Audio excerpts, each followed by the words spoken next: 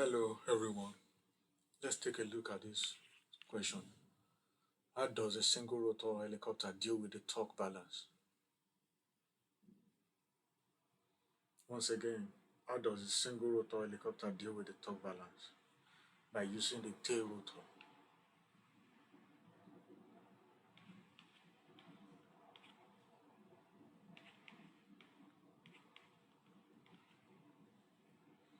So, tail rotor use is the means by which the single rotor helicopter deal with the torque balance.